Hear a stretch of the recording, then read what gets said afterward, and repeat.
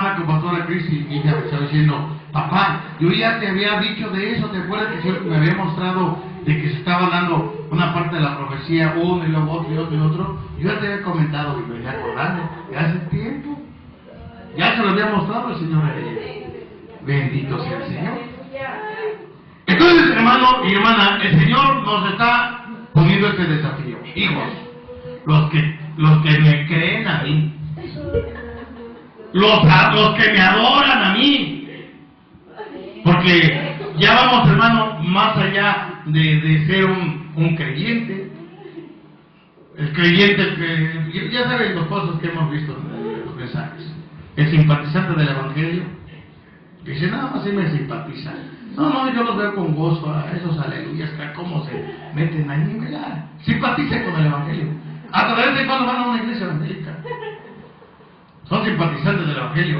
Y luego hay otros que ya dan un pasito más y se convierten al Señor. Es decir, sí, yo creo que en la palabra de Dios necesito confesar al Señor como mi Salvador y comenzar a creer en esa palabra. Entonces se convierten ahora al Señor. Dice, sí, yo quiero ser una nueva criatura.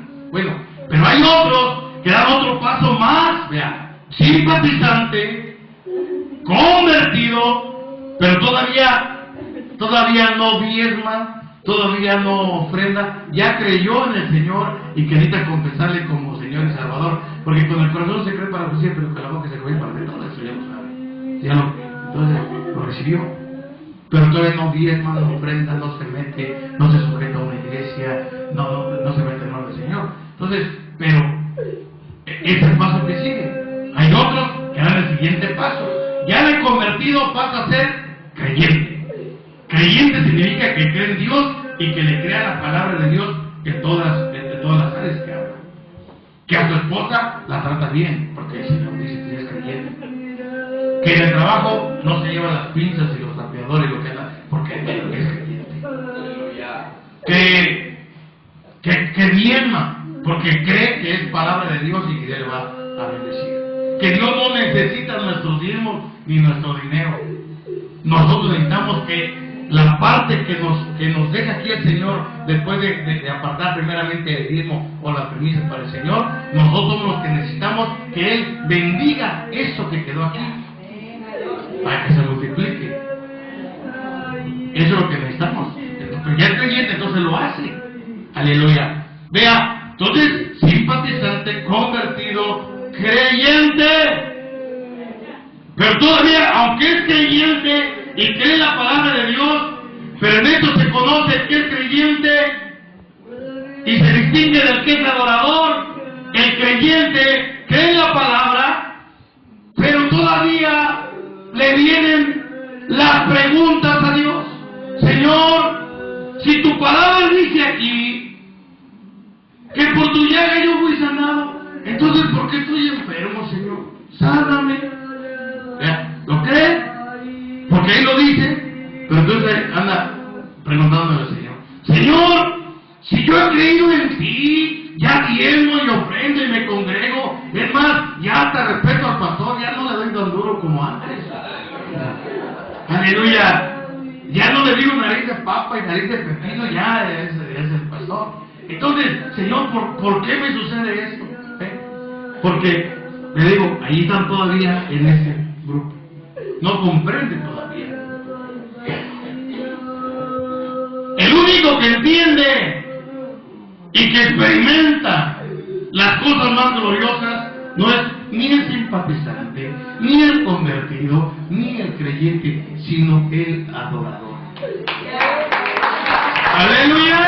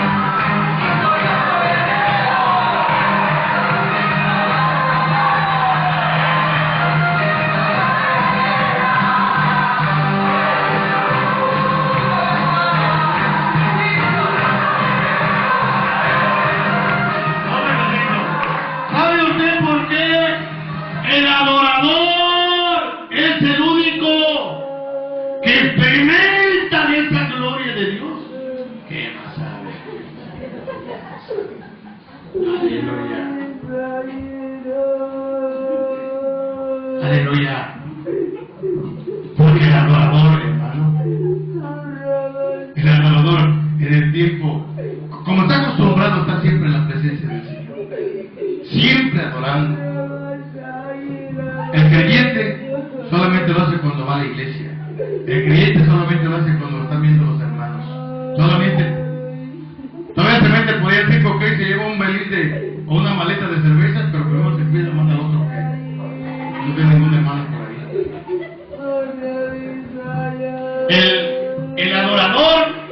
El adorador, solamente sabemos una cosa, que nuestro Dios vive.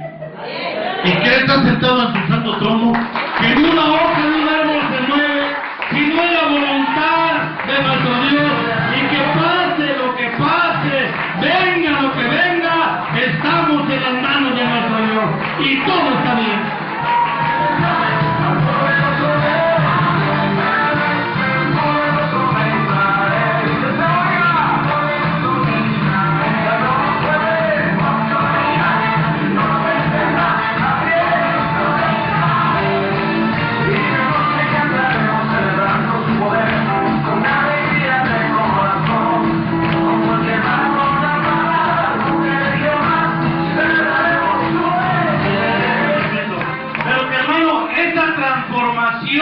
Que Dios desea, de que no sea un simpatizante del Evangelio, sino que dé otro paso y reciba al Señor. Aleluya. Se convierta al Señor, sea una nueva criatura, y que no se quede nada más en criatura. Una nueva criatura en un bebé, que siga caminando para que sea un creyente y comience a caminar en la palabra de Dios. Y que no nada más se quede ahí, que pase al siguiente nivel, que es ser un adorador. Entonces, pero esa transformación, nuestro alfarero divino lo logra cuando nos va forjando, cuando nos va transformando. Pero esa transformación no es fácil para el hombre, para la mujer, para nosotros. Para el Señor sí es fácil, porque Él es el alfarero. Pero para nosotros que somos el barro, hermano, no es fácil, porque sentimos el apretón del alfarero. Somos el barro, somos la arcilla. Vamos derramando el agua para que estemos muchas, porque es la palabra. Pero si vosotros estáis libres por la palabra que os he hablado. ¿Con qué limpiaré todo en su camino? Con guardar. Entonces la palabra como agua, esparciré sobre vosotros agua limpia y purificaré vuestros corazones. Entonces la palabra es figura del agua. Y esa es agua que el Señor está derramando día a día sobre nosotros que somos del polvo de la tierra, que somos barro. Entonces, y verte la diferencia. Por eso los que estamos todos los días recibiendo esta agua de la palabra, estamos blanditos. Estamos blanditos. Se aleja usted del agua, de la palabra que nos damos todos los días, y empieza a endurecerse ese lodo, empieza a endurecerse el corazón. Y no se dan cuenta. Y no, yo sé por Dios. No, yo me empecé a reír todos los días, no, el domingo y cuando hay chance. Y no se dan cuenta, pues. Pero el alfarero sí se da cuenta que no se puede moldear, porque usted sabe que un alfarero cómo va a agarrar un lodo seco, no puede trabajar con él, tiene que estar bien mojadito. ¿Los ha visto cuando anda ahí en la rueda que con el lodo y le aprieta, pues entonces se va formando la vasija, pero le aprieta así con esas manos expertas, y esos apretones son los que duelen. En esos apretones es cuando muchos corren, en esos apretones es cuando muchos se desquebrajan y se bajan de la rueda del alfarero, porque es una rueda, y como es una rueda, hoy nos toca aquí, hoy nos toca acá, hoy nos toca acá. Aleluya. Bendito es el nombre del Señor. Y el Señor nos va transformando y transformando, nos va moldeando a través de diversas pruebas. Mucha gente piensa, no, que yo, el creyente, no, que yo ya creí en Dios, Señor, yo diezmo, yo ofrendo, Señor, yo me porto bien, todo, Señor, ¿por qué me sucede esto? ¿Ve? no se da cuenta cómo trabaja el Señor. No se da cuenta cómo trabaja el alfarero divino. Pero el adorador sabe que su lugar, ¿dónde está? En el arca del pacto. ¿Se recuerda? Aquellos querubines que el Señor le ordenó a Moisés. Harás un arca de madera de acacia. La vas a cubrir de oro, la divinidad, en la figura de Cristo, la madera, la humanidad de Cristo, el oro, la divinidad de Cristo, la humanidad y la divinidad, madera y oro. Dice, pero le vas a poner encima en el propiciatorio, en la tapita, en la parte alta, le vas a poner, Moisés, 2 querubines, estarán en adoración, mirando hacia adentro del arca, los dos, mire, es decir, los querubines, con su ala, el uno tocando hacia el otro, así, de uno de allá para acá, los de aquí para allá, así, uno de allá para acá, uno de aquí para allá, y tocándose con el ala el uno al otro, y mirando hacia adentro en reverencia. Dice, esos querubines no los van a hacer con molde, sino a martillazo, a martillo. Porque eso, evidentemente, esa es la figura de los adoradores.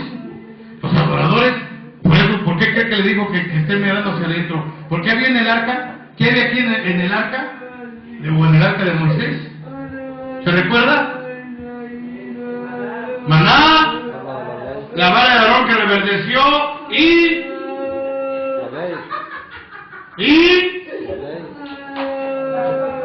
las tablas de la ley. ¿Qué figura todo de Cristo? Las tablas, la palabra de Dios. La vara que reverdeció, Cristo que murió y reverdeció, volvió a resucitar. El maná, la alimentación del pan del cielo. Todo es figura de Cristo. ¿Dice amén? Entonces, y el estarse tocando las alas un querubín con el otro es porque a Dios no le agradan los llaneros solitarios. ¿Dónde se congregan? No, yo no tengo en mi iglesia, es cielo. ¿Quién es su pastor? Ay, mi pastor no me faltará. No, anda mal. ¿Qué significa? Los adoradores tienen comunión con el otro adorador, con los otros adoradores. ¿Y gloria a Dios? Eso es lo que significa el estarse tocando con el ala. Y mirando hacia adentro. ¿Y cómo fueron formados? A martillazos. Entonces el adorador sabe que para darle esta figura y ser colocado ahí en la presencia del Señor es a golpe de martillo. Por eso venga lo que venga, no mueve nada. Gritan, patalean del mundo. Que la gasolina, ay, gritan, ay, cállense, hermano, cálmese, hombre. Nuestro Dios es antes que se inventara la gasolina, hombre.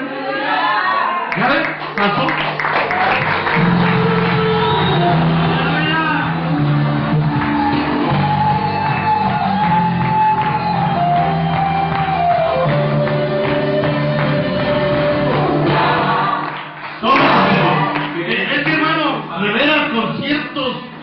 Que ya por vergüenza no gana uno, hermano.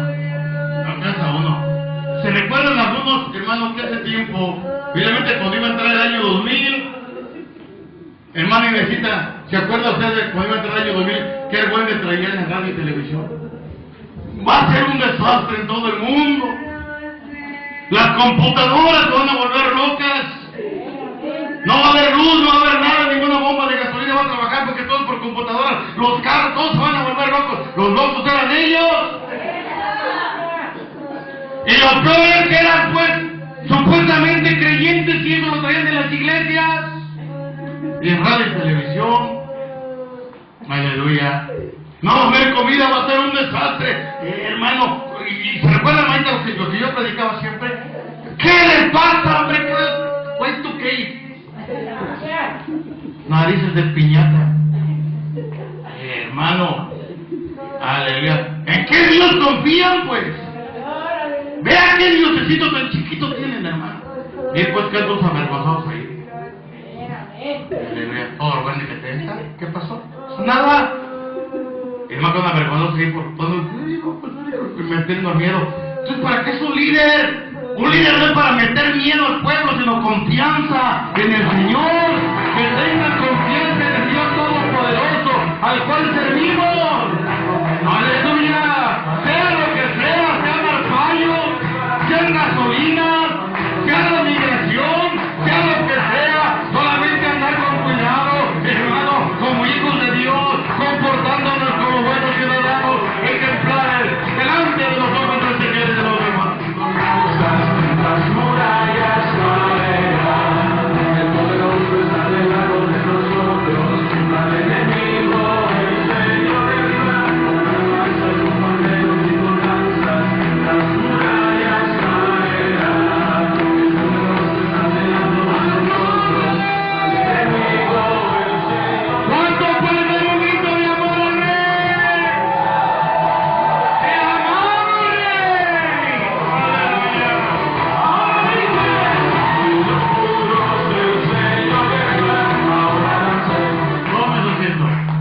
¿Se había preguntado usted alguna vez por qué esos querubines, figura de los adoradores, eran de oro puro?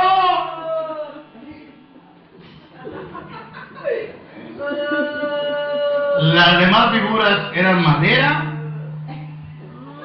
de acacia, con oro. La misma marca del pacto, madera y acacia. Pero los adoradores de oro puro. ¿Sabes por qué, hermano? Porque los adoradores son aquellos que permiten que sea el Señor el que sea forjado en ellos. Que ya no vivo yo, mas Cristo en mí. Solamente el oro, la divinidad, es la que debe habitar, debe manifestarse en cada lado.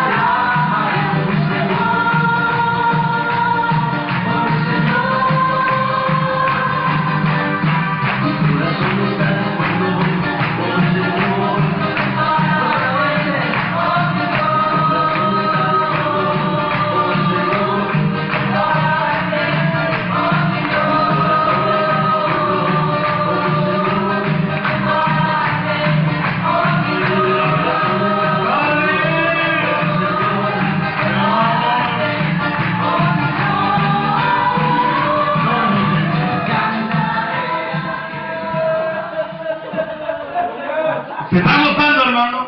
Bueno, qué hermosa y qué fácil es la palabra de Dios, hombre. Los religiosos son los que hacen bien difícil de entender. ¿Por qué hacen el evangelio tan complicado, hombre? Si el evangelio es tan sencillo, toda la predicación, todos esos libros, y de aquí, hermano, es sencillo, hombre. Nada más la cruz de Cristo, amar a Dios con todo el corazón. Por eso en la cruz, el madero vertical es más grande que el horizontal, porque el primer mandamiento más grande es amarás a Jehová tu Dios de todo tu corazón, toda tu alma, con toda tu fuerza, con toda tu mente, y a tu prójimo como a ti mismo. Es todo, sencillo. ¿Qué hombre que si no se bautiza así y entonces no son salvos? ¿Quién le dijo eso? Abra sus ojos, hombre. Aleluya. El bautismo no salva, mucho menos la fórmula bautismal, mucho menos la fórmula que supuestamente tiene esa revelación, que sea. No importa que si dice que le fue revelado que es el nombre de Jesús o en el nombre del Padre, Hijo y del Espíritu Santo, no importa su revelación que ha tenido, su entendimiento de la palabra. Ni salva el ser bautizado en el nombre de Jesús, ni salva tampoco el ser bautizado en el nombre del Padre, Hijo y Espíritu Santo. Sino lo que salva es la fe en la obra que Cristo llevó a la cruz del Calvario. En la sangre que derramó, no del agua, del río Jordán, y en la fórmula.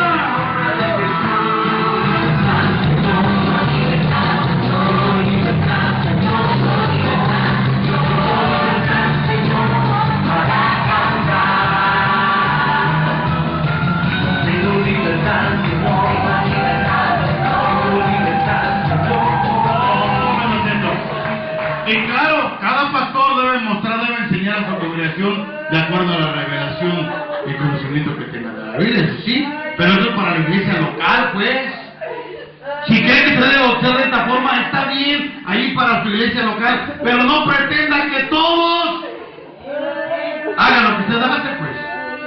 Y como usted piensa. A eso mismo me refiero, y con esto empezamos hace un momento.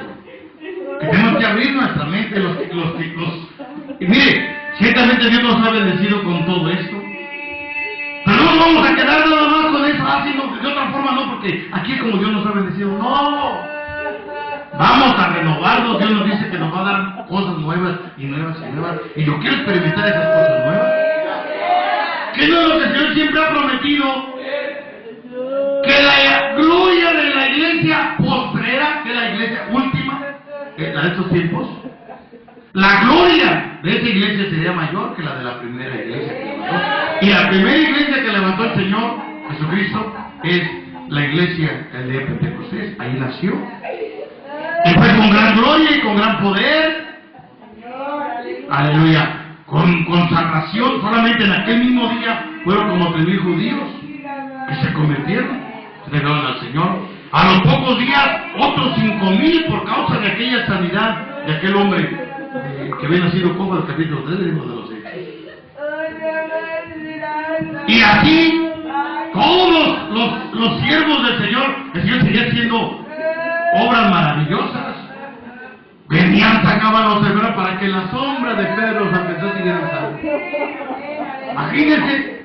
Y luego viene un Pablo, el cual se llevaban sus pañuelos.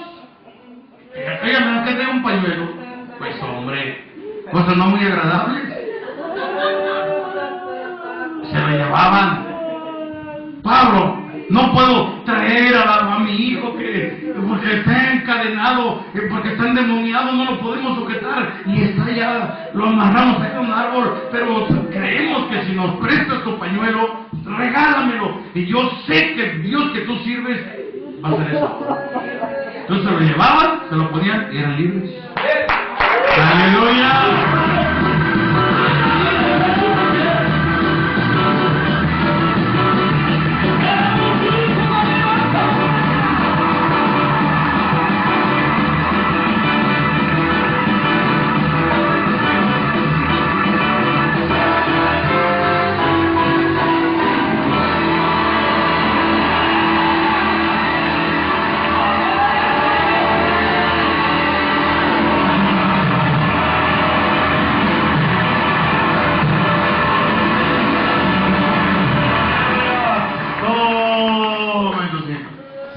Con esa música y ese ruido hasta se nos abren las orejas. Pues está bueno, hermano, porque no quiero que nadie se me duerma. Nunca me ha gustado ya ver. Aleluya. De una forma o de otra. Si todavía con este ruido se me duerme, mire, ahí tengo una cafetera. Pero no le voy a dar un cafecito, se lo voy a poner encima para que despierte. Aleluya, sentir el quemadón tremendo. Una forma, óigame. Aleluya, ¿cómo se me va a dormir?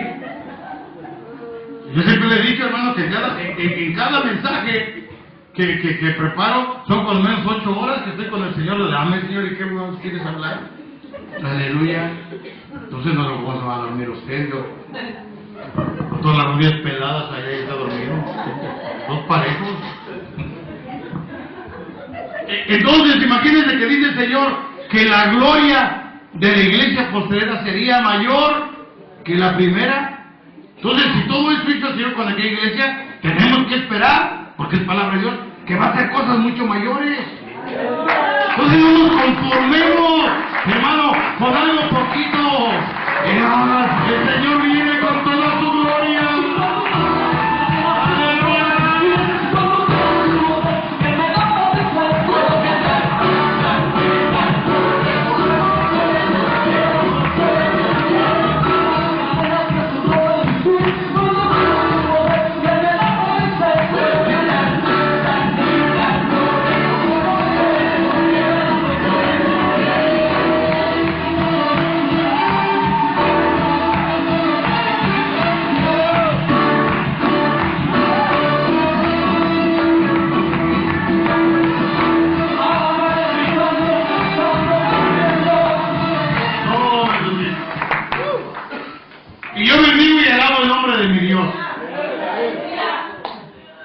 Porque así como me ve, en este estuche, como si fuera una canción mexicana, un Mexican Curious, la canción, Dios me ha dado sabiduría.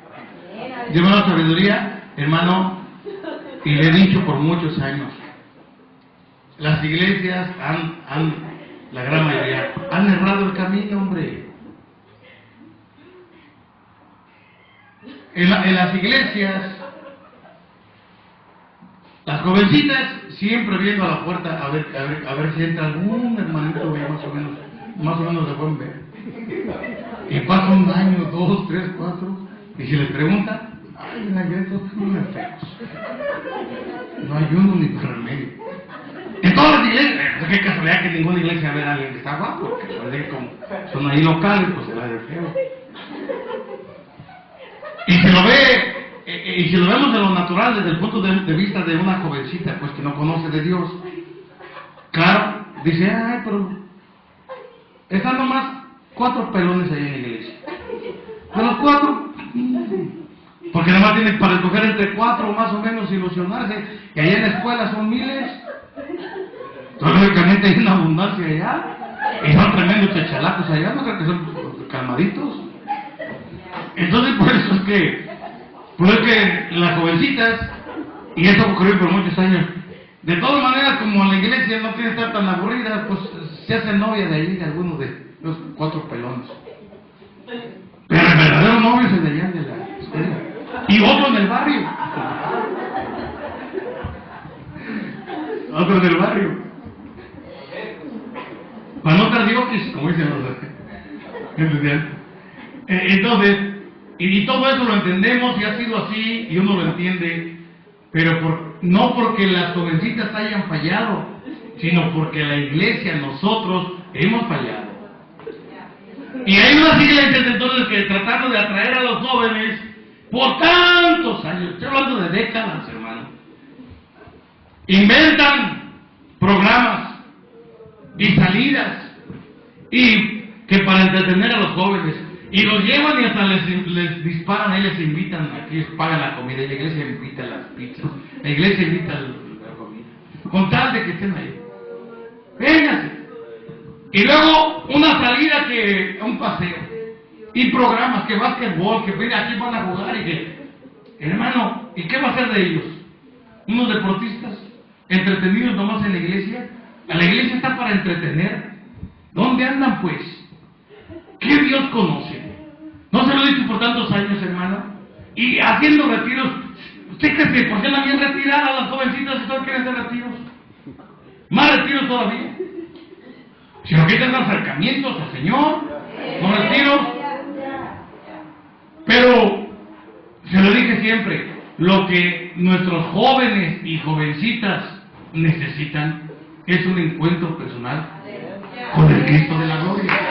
Y ahí es donde ha fallado la iglesia, ahí es donde hemos fallado.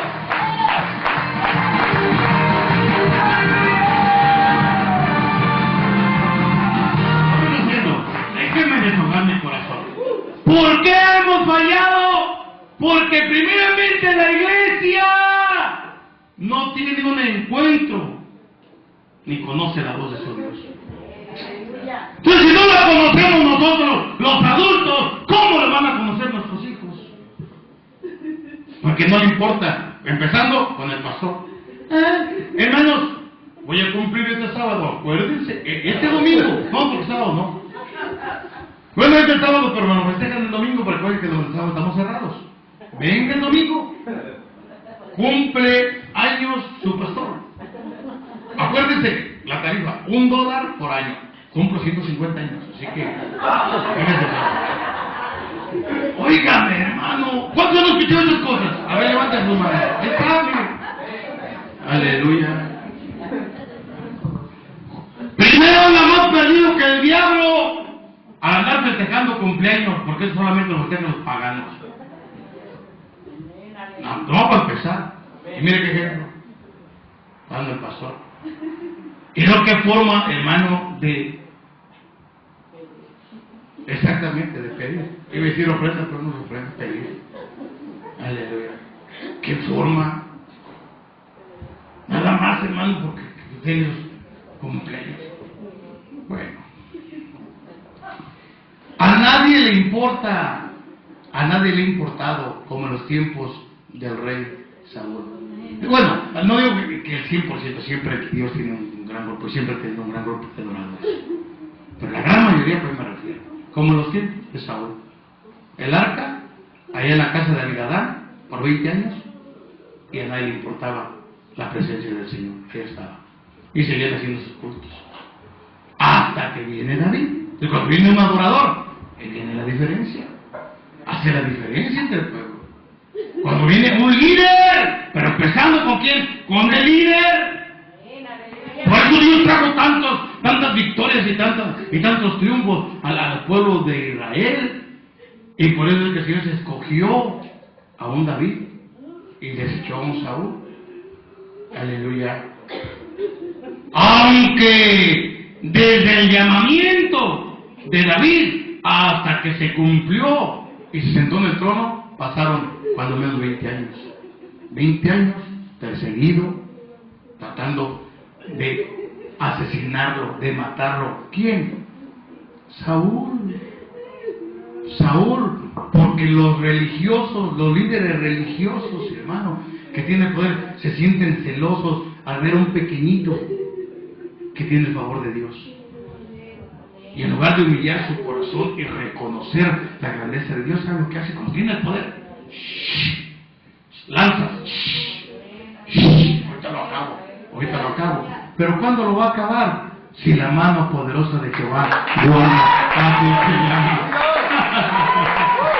¡Aleluya!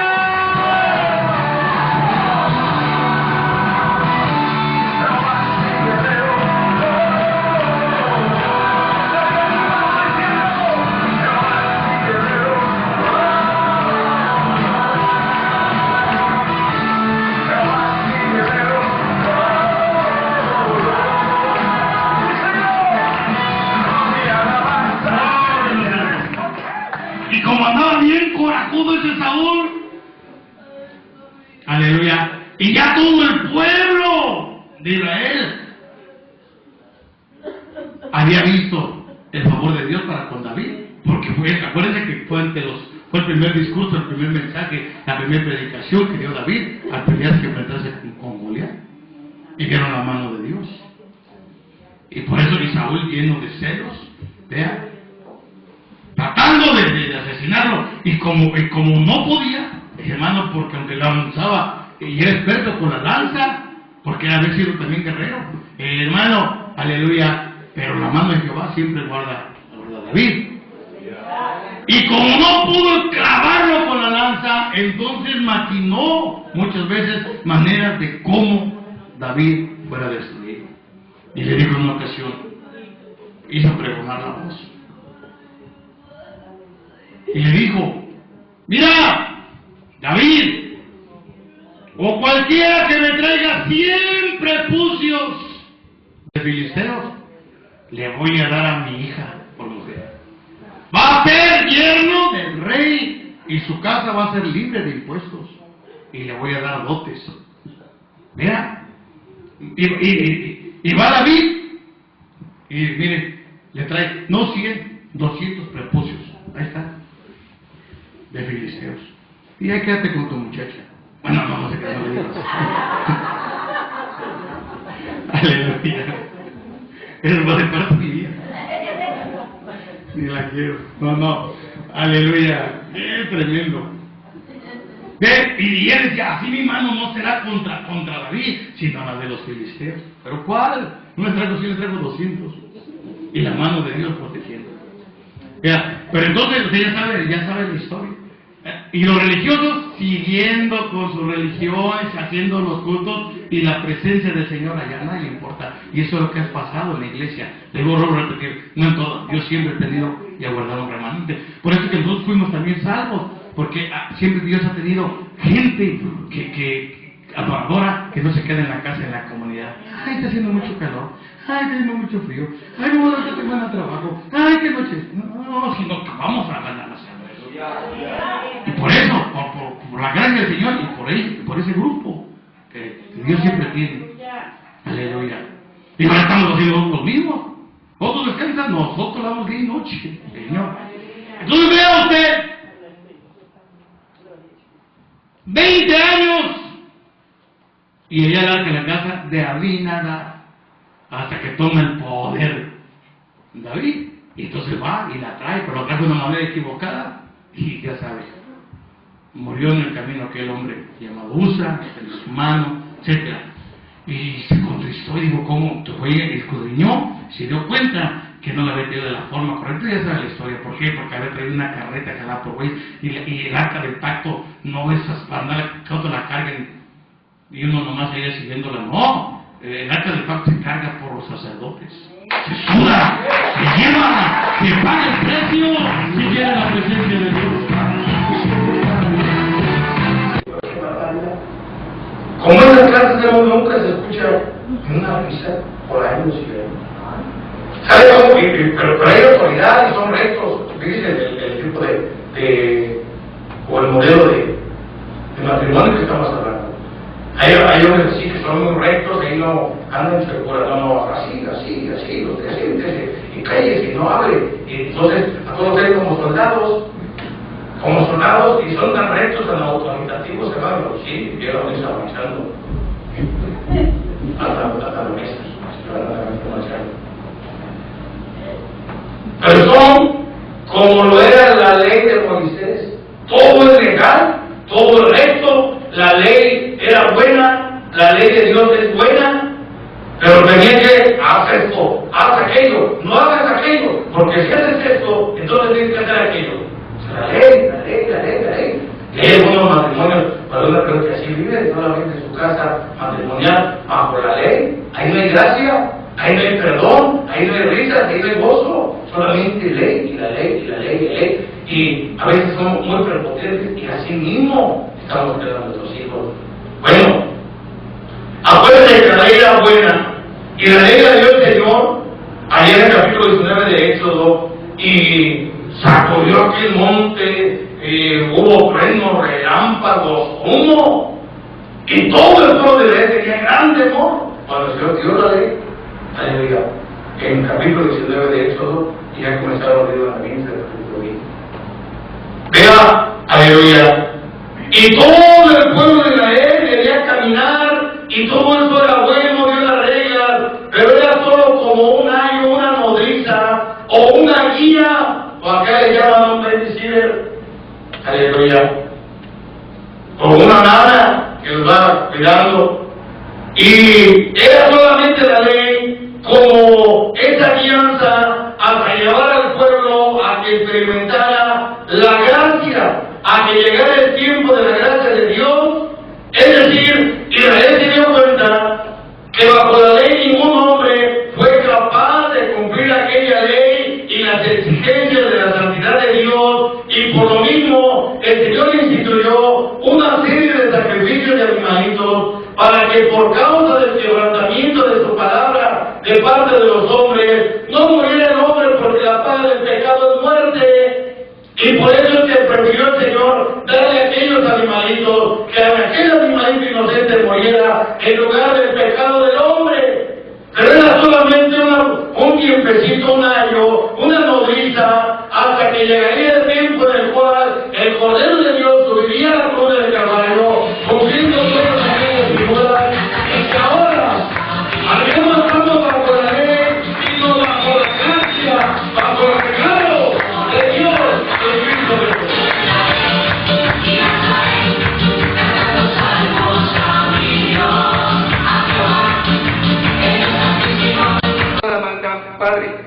conforme a su palabra, que a sus ángeles mandará cerca de ti.